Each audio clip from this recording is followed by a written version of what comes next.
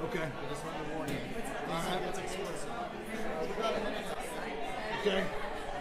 Well, all right. Why don't y'all come in?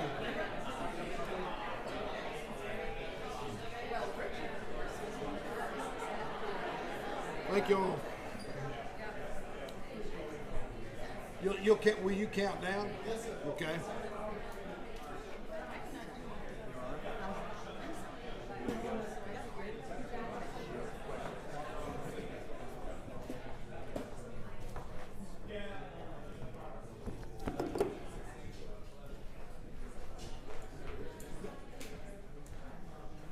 Hey, good to see you.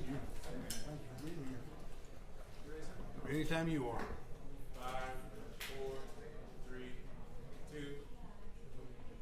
Well, good morning, everybody, and welcome to iconic and historic Austin 6th Street for us to talk about how we manage Austin 6th Street and move forward to make this a special part of Austin, Texas. My name's Kirk Watson. I'm mayor of the city of Austin, and we wouldn't be able to get this sort of information out to the public without all of the media being here, and so I'm very, very appreciative that you're here. I also want to take a moment just off the top and thank Sean Sarkiel, who is here. There he is in the back of the room. He is the chef and the owner of this beautiful restaurant, and I really appreciate him being good enough to host us here today. We decided that since we were going to be talking about 6th Street and what's possible on 6th Street, we should do it right here in this beautifully renovated building that's in the heart of 6th Street. For years, I have been very interested in how we go about making sure our downtown is a special place. In fact, I used to refer to downtown as the living room of the entire community. I still feel that way. And Austin 6th Street is and particularly this stretch of 6th Street, where we're standing here now, holds great meaning not only for Austinites, but for people all over the world. If you continue with the idea that downtown is the living room of the entire community, this is that corner of the living room where everyone gathers and we listen to people, we sing together, where it's a special part of our living room. Many of us know this as the birthplace of many legendary musical careers, and at times it's been the cultural heartbeat of our city. I'm old enough to remember the first time I ever heard Nancy Griffith, who many of you know went on to have an international career, and the first time I heard her was at a little bar, I think it was called Snavely's. It wasn't much bigger than what we're in right now, but here on 6th Street. So it's launched a lot of careers. Well, the truth is that our downtown, Austin's living room for the entire community, needs a little bit of renovation, and this is one element of that. Just like any room, just like any street, any district, or any neighborhood, without careful attention and investment, will begin to lose its luster, even one that is as famous and storied as this one. What you see outside today and the changes you've seen over the past month to how we approach safety here are part of a larger effort to re-energize, renew, and really renovate 6th Street.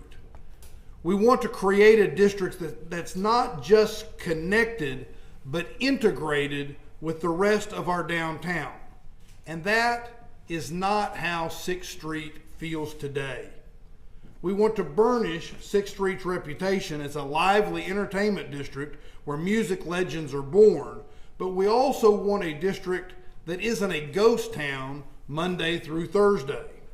6th Street should be a place that is vibrant at all hours, that has ample walking space and restaurants, bars, and retail that appeal to a wide range of people. Most of all, 6th Street must be safe. Safe for pedestrians, safe for revelers, safe for everyone. That's why we're moving forward with these changes, to move pedestrians out of the streets and onto expanded, safer sidewalks. Austin Police Chief Lisa Davis is going to talk through the details of current changes and how we'll be monitoring success. We've been engaging and collaborating with property owners and business owners, and that's going to continue. Our plans are going to be influenced by how the changes are going and whether they yield the benefits that we believe they will. We also have Anna Martin from the city's Transportation and Public Works Department, who will show us graphics and pictures of traffic changes and safety equipment that we're going to be using. And importantly, we're also going to hear from the Downtown Austin Alliance. Cheryl Scully, who represents the Downtown Austin Alliance, will share their perspectives as well. So with that, I want to invite our Chief of Police, Chief Davis, to the podium. Thank you, Mayor. Appreciate that.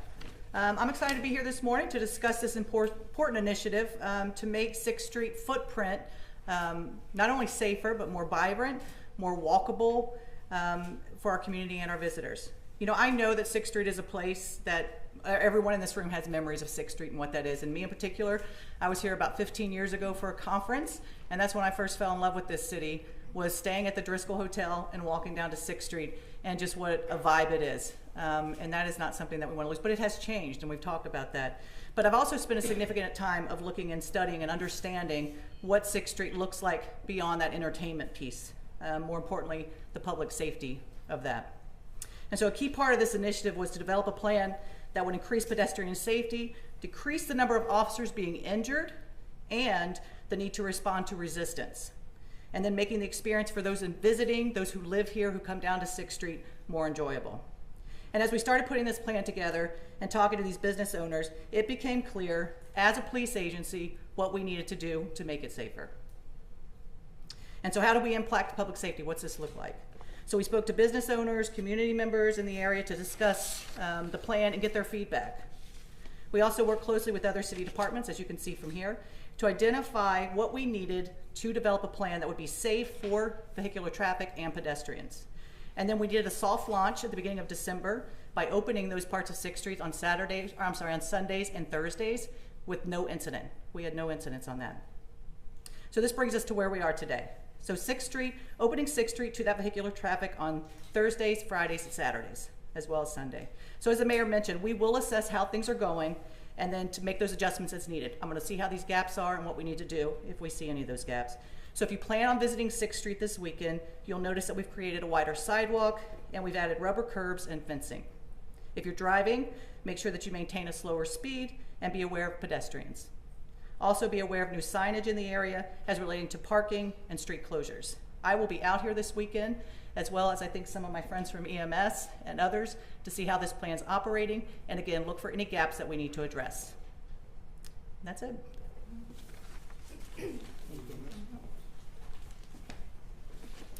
Thank you, Chief.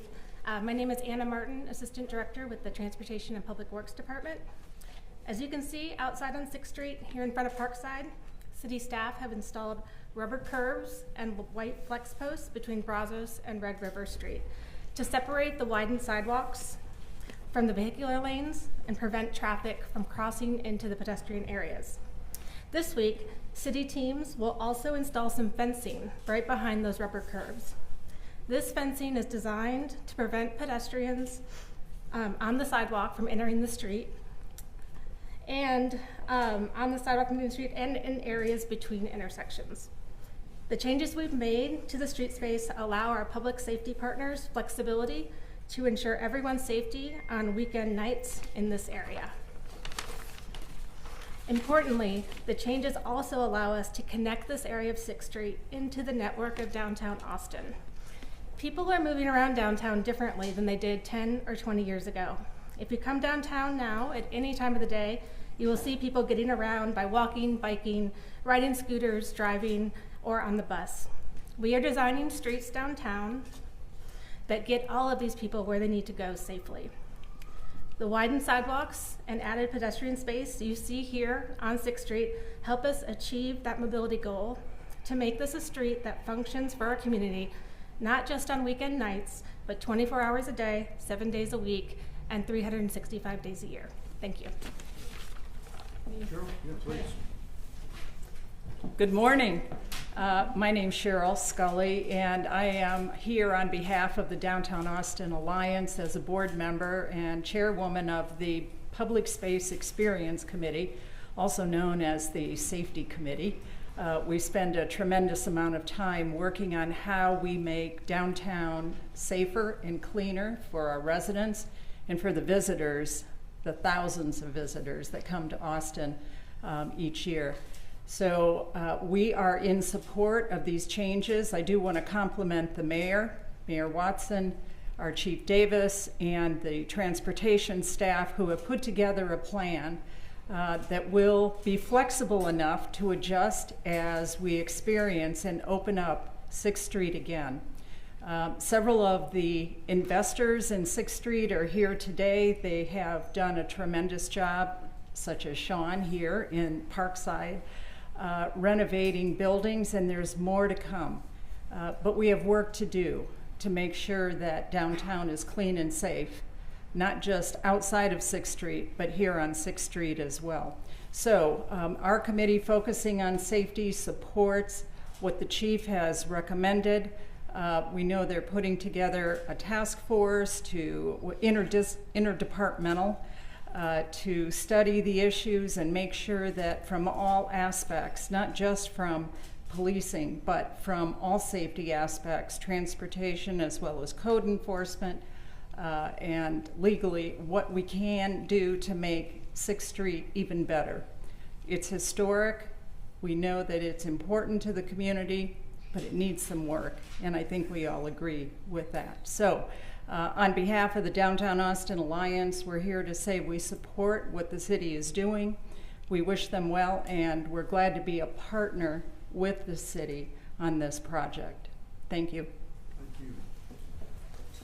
With that, we'll be happy to, we've got others that can field questions, of course, including our chief of EMS and others that can answer questions. So feel free to ask us about where we're headed. Mayor, how does it make it safer for people? It makes people with traffic on 6th Street, especially in light of what happened in Well, I'm going to let the chief take on some of the technical questions and what we saw in the work.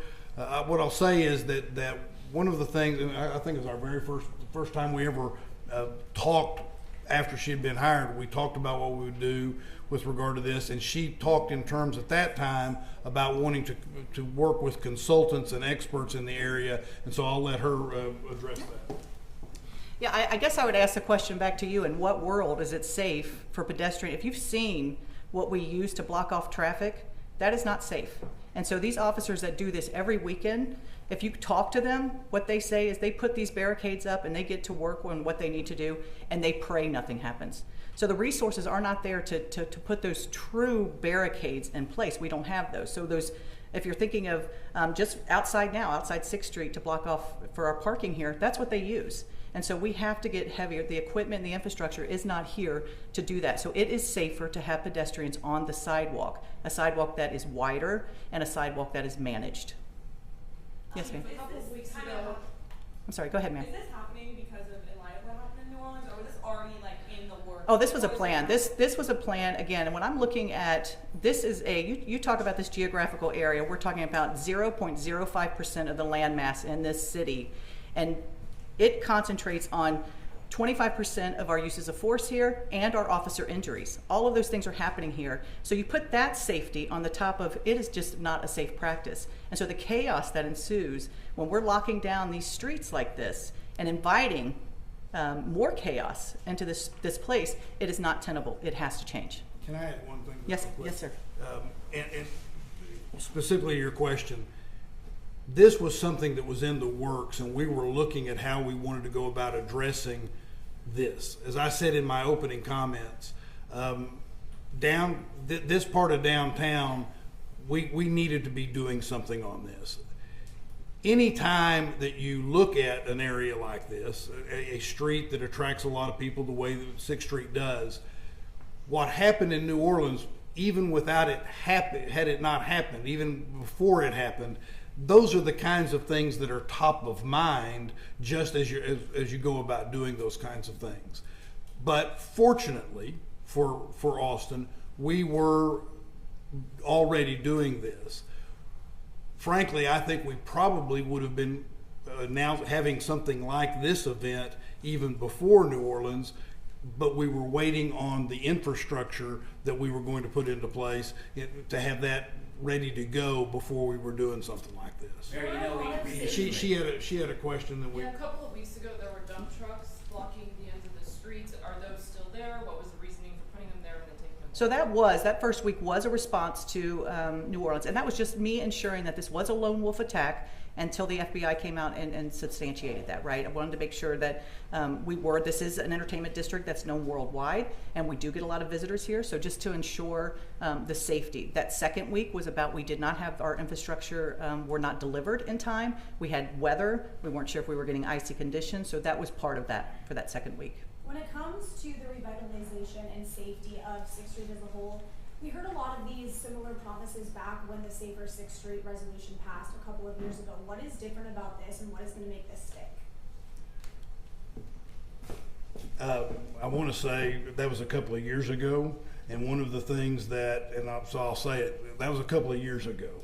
And one of the things that we have, I think, done better over the last couple of years is recognize when basic needs need to be addressed and then making sure that they're addressed. This is one of the things that I've wanted to see us take action on. As I indicated, I think it was the very first conversation I had with the chief, and I had already had the conversation with the new city manager about what we needed to be doing with regard to 6th Street, renovating 6th Street and addressing it differently. You see us already taking action. We may be announcing something today, but we're ready to take action and have already taken action. But I want to be very clear about something. We're also going to monitor what's going on because we want to make sure that it's achieving the goals we want it to achieve. You have a very forceful, dedicated chief that is looking to make sure it does that. But in addition to that, we will be looking for unintended consequences. And we're dealing with a lot of people in a very specific area, as she has pointed out. So not everything's going to be perfect. And there will be things that you'll see, there'll be things that I see, others will see, and we'll say, well, that's not exactly what we would have wanted. We'll see if we can make changes in those kinds of things. You also see that she's very focused on how she approaches things. So for example, the answer that she just gave to the past question, there will also be things happen out in the world that will influence things we do for that weekend or maybe a couple of weekends so that we can monitor how things go. This is not going to be something static, but we are acting and we are prepared to do it right now. If I can follow up, can I just yeah, clarify? sure. Just quick clarification. I'm also talking about just the revitalization of 6th Street in general and how that. Sure. Well, part of the problem on revival, we're standing. I'll just say this: you're standing in a place or in a place. You're not really standing, but I like your style. We're in a place where there's been a substantial investment of money made by a private entity. And there are others that I believe will follow in due course in that regard, but to some degree, the city has to step up and do its part. And so I think that what we're doing here is, in essence, and that's why you hear Cheryl from the Downtown Austin Alliance talk about the way she talks about it. We need to act at the city. We are now acting at the city. We will continue to monitor and act at the city. And I think what you will see is more of this kind of excellent investment into 6th Street. And as has been pointed out by the chief, she's not done and we're not done talking to the businesses and others that want to make that kind of investment about what is it you need and are we able to provide that. Yes, sir. People are referencing New Orleans, but Austin had its own incident. It did not go down 6th Street. I know we're talking about 6th Street today, but would this be expanded, particularly during time of South by Southwest when the guy went down 9th Street and down Red River? Is that something that this is like you were saying? It's not static. So this you think you're going to continue and move it to other areas in the downtown? Well, area? the South by Southwest that will look just like it has in years past. That we have to close down these things for South by Southwest. So that is a different thing. We're talking about a normal weekend and a Thursday through Sunday here on 6th Street. So when we have those larger events that have already taken place year after year, that will continue. and you're never going to be in and I'm never going to promise that we're going to put everybody in a position where nothing bad's ever going to happen.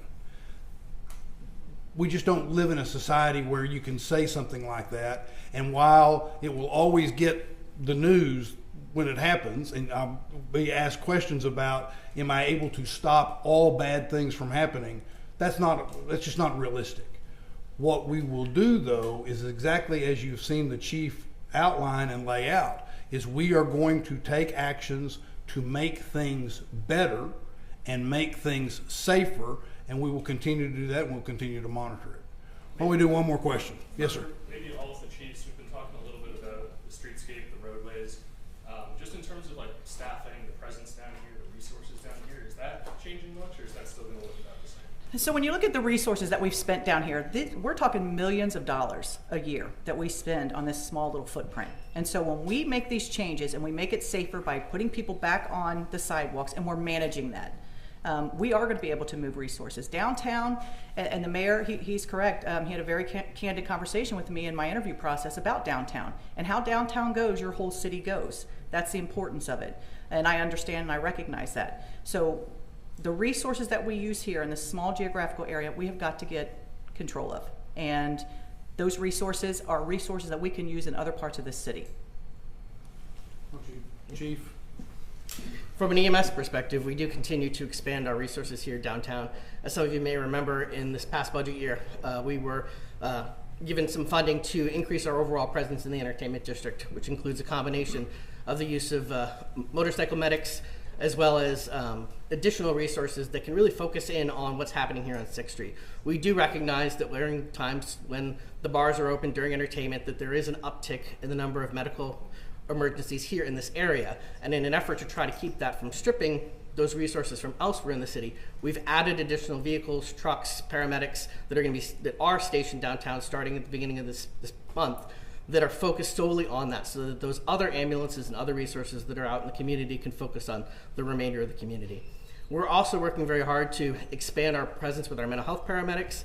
In the past year, we've more than doubled the number of mental health paramedics, including adding one to EMS Station 6, which is Fire Station number 1, as well as EMS Station 17, which is over by the Deep Eddy Pool, so that we really can have a holistic approach to how it is that we respond to the various medical emergencies here in downtown.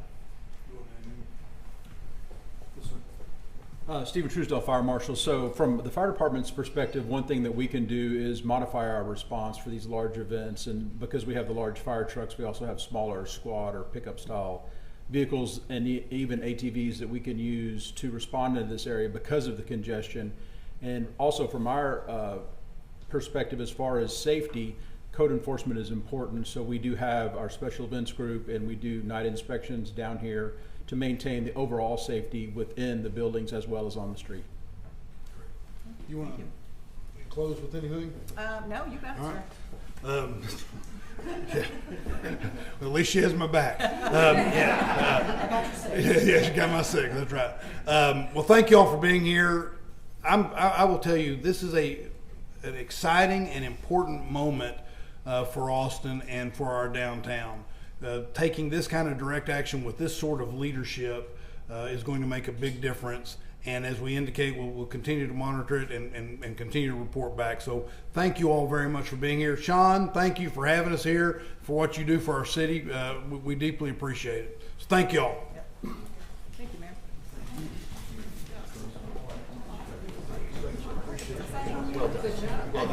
Great job. Thank you. If you parked in the parking garage, Jack has some validation slips for you. Jack, if you want to raise your hand.